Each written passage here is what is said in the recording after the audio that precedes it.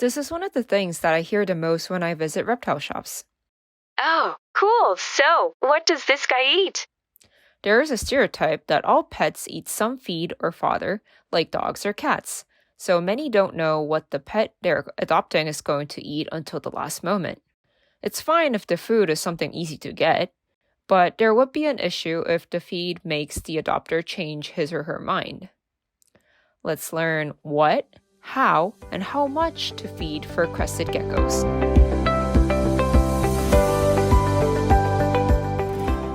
Crested gecko's diet is basically divided into two types, one based on superfood and the other based on insects. I will explain about the superfood-based diet first. Superfood, as its name suggests, is a pet food with complete nutrition. Theoretically, superfood alone is sufficient to raise a crested gecko.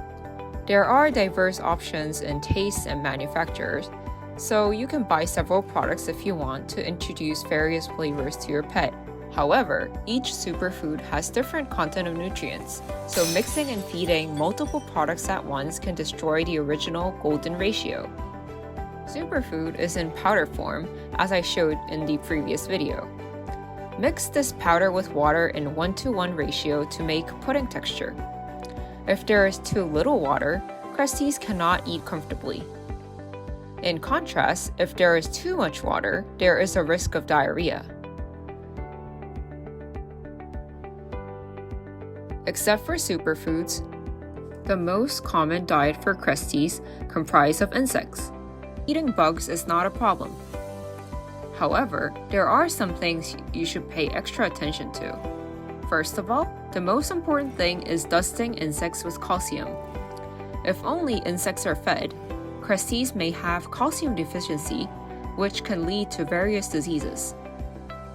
And the type of insects fed is also important. Mealworms. Feeding them is okay, but not recommended by many people. The skin of mealworms is too hard for cresties to digest well. Their basic fat content is high, so there is increased possibility of your crestie becoming viscerally obese. So it would be the most desirable to provide crickets. Yet in this case, only crickets smaller than the head width of a crested gecko should be really safe to feed. If you're afraid that crickets can hurt your crestie, remove the cricket's legs and head before feeding. There are mainly two methods of feeding: direct feeding and self-feeding. Direct feeding is literally feeding the cresties yourself. Superfood is fed using small spoons and syringes, but there are details to pay attention to here. Many say if your crestie doesn't eat, cover its nostrils with superfood and he'll lick it away. It's not that cresties can't sneeze at all like a turtle, but they can't sneeze hard enough to remove foreign substances like iguanas. So if the superfood is stuck inside their nose and hardens out, it can be painful.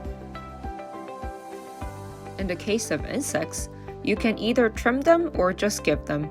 However, I don't recommend feeding crickets autonomously. Carnivorous crickets can attack cresties. In addition, crickets lose the point of dusting after running around the cage. Feeding a crestie is usually recommended to be about 3 times a week.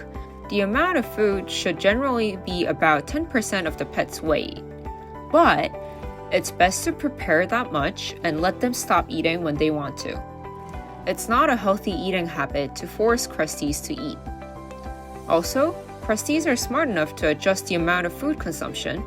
Finally, if you ask whether superfood is better or insect-based diet is better, this should be chosen according to the breeder's taste. When I went to other breeders, they said a frequent diet would be superfood twice a week and insects once a week. That's it about food for crested gecko. I wanted to talk about edible fruits, inedible foods, nutritional supplements, and so much more, but I should cover that later.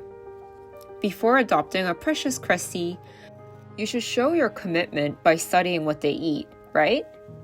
Enjoy your adoption and see you guys next time.